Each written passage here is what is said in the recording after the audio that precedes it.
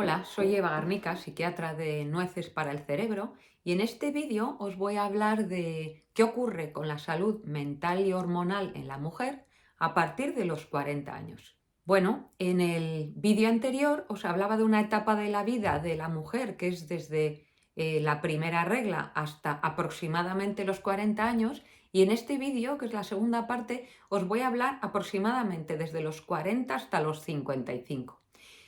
¿Por qué pongo esta franja de edad? Se dice que la menopausia es la edad a la que se tiene la última regla, que en España anda en torno a los 51 años. Por tanto, vamos a abarcar hasta un poquito más, pero vamos a hablar en este vídeo de esos años previos, lo que se llama perimenopausia, que son los años que anteceden a la menopausia, que pueden llegar a ser desde los 40, 42 años, etcétera, en adelante.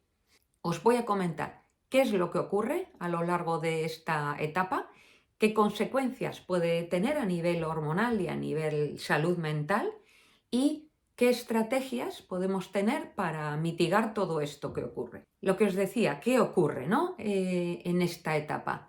Mirad, sé que mucha gente piensa que las mujeres tenemos la regla, tenemos unas hormonas con un ciclo menstrual regular desde la menarquia hasta la menopausia y de repente, catapum, se acaba todo y desaparecen las hormonas, etc.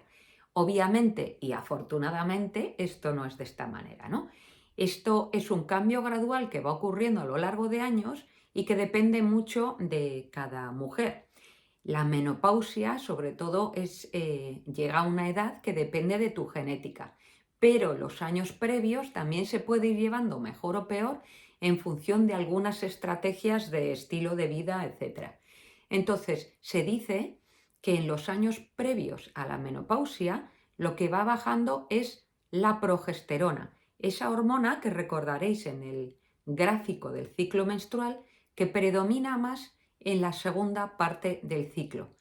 Pensad una cosa, en ese ciclo primero tenemos un aumento de estrógenos, en la mitad más o menos ocurre la ovulación y cuando hay ovulación eso produce un aumento y un pico de progesterona que teóricamente serviría para un embarazo que se llevase a que llegase, que fuese bien, ¿no?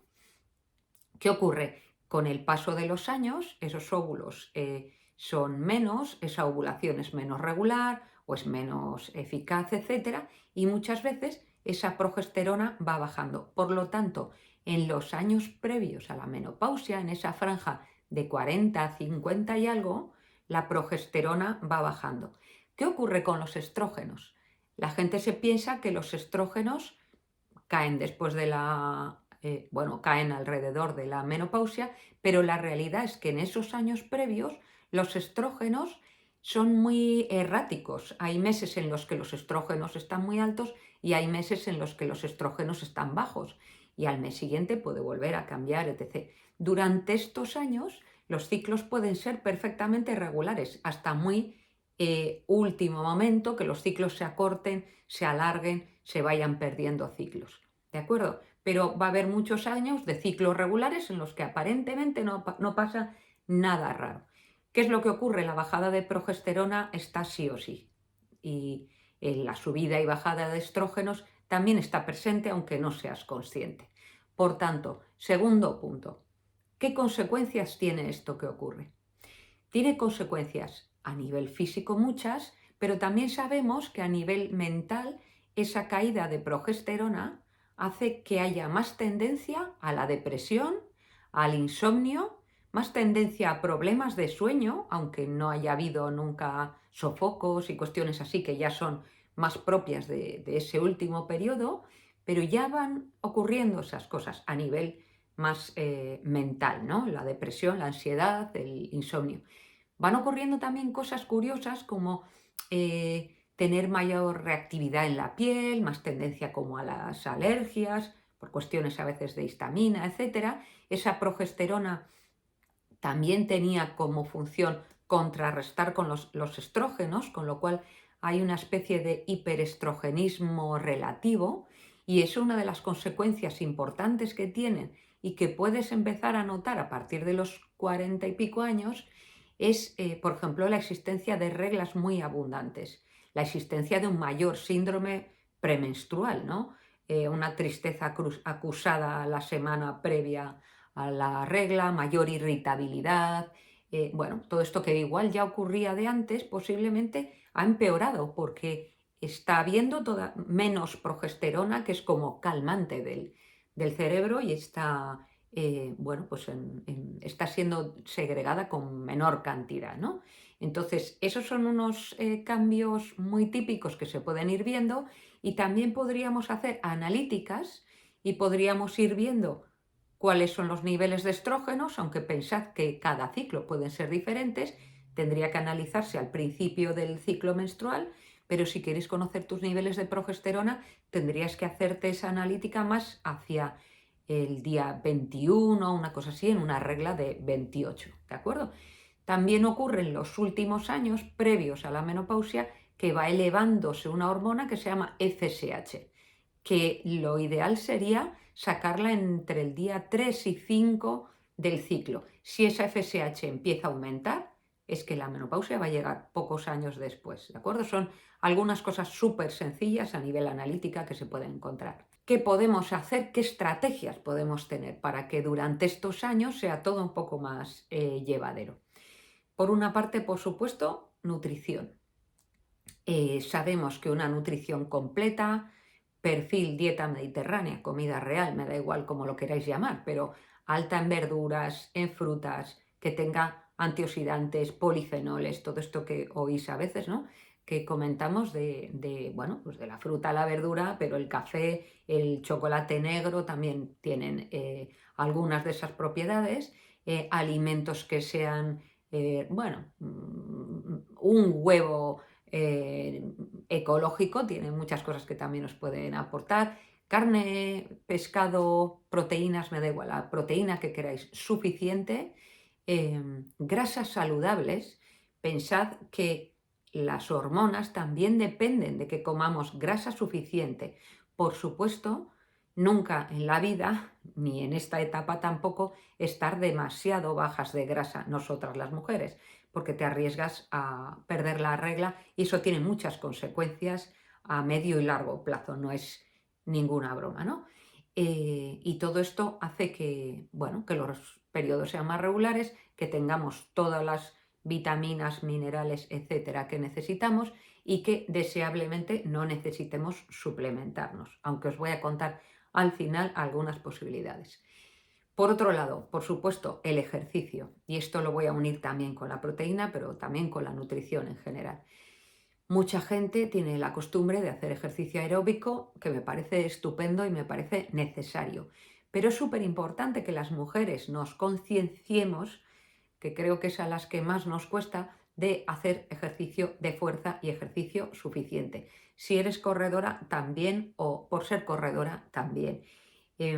Estoy hablando de levantar peso en las maneras que queráis, que más os apetezca, deseablemente de una forma planificada, etcétera. Pero bueno, hay que empezar por lo que se pueda y luego ir siempre subiendo un poquito en peso, un poquito en repeticiones, de semana en semana. El músculo, ya os he explicado muchas veces que nos sirve, el ejercicio en general, nos sirve para evitar problemas futuros de resistencia a la insulina, etcétera, que ya os contaré en el siguiente episodio, y también nos sirve para nuestra salud mental. El ejercicio físico es antidepresivo, entre otras cosas, y eso os lo contaba también en otro vídeo de este canal, ¿no? Que podéis ir a ver. El ejercicio también, y el ejercicio de fuerza en concreto, nos va a servir para tener menor riesgo de osteoporosis, porque todo el mundo se centra en el calcio, en comer yogures, cuando realmente la mejor estrategia que puedes tener es el ejercicio de fuerza. Os voy a decir también, por supuesto, pues tomar el sol para conseguir la vitamina D suficiente para que ese calcio se fije a los huesos, etcétera, etcétera. Todas las funciones que sabemos de la vitamina D, que tiene que ver con inflamación, etcétera, con antiinflamación y con, bueno, muchas cuestiones que son beneficiosas para nosotras también, ¿no? Entonces os decía, la nutrición, el ejercicio, el sol, etcétera. Otras cuestiones como minimizar el estrés a nivel laboral, personal, familiar es evidente. Va a ser una etapa por momentos complicada y creo que hay que intentar, en la medida de lo posible, cuidarse un poco a una misma. Para mí cuidarme es ir al gimnasio, quiero decir, cuidarte no significa estar tumbada en el sofá o necesariamente irte a hacer masajes, aunque también, pero cuidarse es súper importante. Entonces, todo esto del estrés, de intentar tener una vida social que te ayude, hacer actividades que te resulten relajantes, tipo pasear por la naturaleza, etcétera. Bueno, todas estas cosas, a quien le sirva, pues el mindfulness, etcétera. O quien opte por el yoga o por el pilates, ¿no? Son otras opciones de relajarse un poco diferentes, cada uno tiene que encontrar su hueco.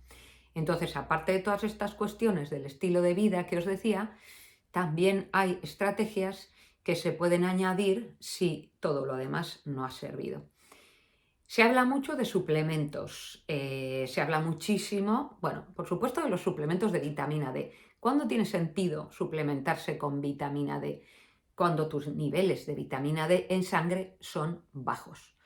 Yo no lo haría a ciegas, yo me haría una analítica y si tienes unos niveles de 30 o por debajo, probablemente necesites suplementarte para que llegues a unos niveles más deseables, alrededor de 50 o así. Sobre todo cuando no nos exponemos suficiente al sol, ¿no? Quizá más invierno, etc. Otro suplemento del que se habla muchísimo es el magnesio, pero creo que hay que tener cuidado porque la mayoría del magnesio que se vende en muchos sitios es un magnesio que no nos interesa, tipo el óxido de magnesio o así, ¿no? Si te interesa el magnesio, te puedes ir a otras formas de magnesio y en internet tienes millones de páginas donde te puedes informar, pero más en la línea del bisglicinato de magnesio, cosas así. Luego se habla de otros, ¿no? Del zinc, de la taurina, de tal, de cual. Bueno, creo que igual es menos probable si haces una nutrición completa que los vayas a necesitar. Omega 3, pues omega 3 lo deseable sería poder saber qué niveles de omega 3 tenemos, ¿no? Hay que intentar siempre hacer una dieta baja en omega 6, alta en omega 3. ¿Eso cómo se hace? Evitando procesados, ultraprocesados, etcétera, tal, y subiendo pues las vías de omega 3 mejores, que son las del pescado azul y tal, o las menos buenas, que son las que podemos obtener a veces de algunas semillas, frutos secos, etc. No son tan buenos omega 3 como los de el pescado azul y ese perfil de comidas, ¿de acuerdo? Que no os digan que es lo mismo comer semillas que pescado azul. No siento, pero no. Otra cosa es que si eres vegetariana, pues lógicamente tienes que optar por eso, ¿no? Y más allá de suplementos, a mí me parece que es razonable que puedas hablar con tu ginecóloga de la posibilidad de tomar o bien progesterona bioidéntica, si es que lo necesitas, suelen darse 100 miligramos, 200 miligramos oral por la noche porque ayuda a dormir. Eso puede ayudar a que, por ejemplo, se contrarresta el efecto del exceso de estrógenos y se puede conseguir a lo largo de meses no tener esas reglas tan abundantes, no tener ese síndrome premenstrual y no tener ese insomnio que se asocia a esa falta de progesterona en esa segunda parte del ciclo. Es una hormona bioidéntica, o sea, estamos hablando pues como cuando tomas hormonas tiroideas porque tienes un hipotiroidismo. O sea, no tienen nada que ver con las progesteronas que vienen en la píldora, que no recomendaría tomar la píldora a casi nadie. Existen algunos DIUs que son hormonales, que igual no serían tan mala opción como la píldora, pero siempre es mejor tomar la progesterona oral idéntica en la segunda parte del ciclo casi siempre. Esa es una opción. Otra opción para las reglas demasiado abundantes, que yo también consultaría, sería tomar AINES tipo ibuprofeno. ¿Qué pasa? Que en esos días de regla, que el ibuprofeno tiene muchas pegas y muchos problemas. Puede dar un daño a nivel digestivo, etcétera, pero es una posibilidad durante 1 o 2 días, en poca cantidad para disminuir esa cantidad de regla. También se usa tomar hierro en esos días, ¿de acuerdo? Es otra estrategia para no tener esas reglas tan abundantes. Pero yo todo eso lo trataría con tu ginecóloga o ginecólogo, que te va a poder asesorar sobre este tema, a ver en tu caso si es necesario. Cuando las reglas son exageradísimamente abundantes, también se puede usar un fármaco que es procoagulante justo esos 2 primeros días, pero tendría que ser que ninguna de todas las otras estrategias hubiesen funcionado. Entonces, bueno, sería un poco un siguiente nivel a ser posible a evitar. Entonces, bueno, creo que con esto hemos hecho un repaso general de lo que ocurre en todos estos años en la inmensa mayoría de las mujeres. No estoy hablando de patologías, estoy hablando de la evolución natural de la mujer a partir de los 40 y pico años y antes de la menopausia. Espero que todo esto os haya podido servir, que hayáis cogido algunos trucos o algunas posibilidades que quizá no habíais valorado y que a partir de ahora las vayáis implementando. Con eso y con todo, si tenéis preguntas, podéis poner por aquí abajo y yo intentaré contestaros. Nos vemos en el siguiente vídeo. Suscribíos al canal si no lo habéis hecho ya y dadle al like si os ha gustado.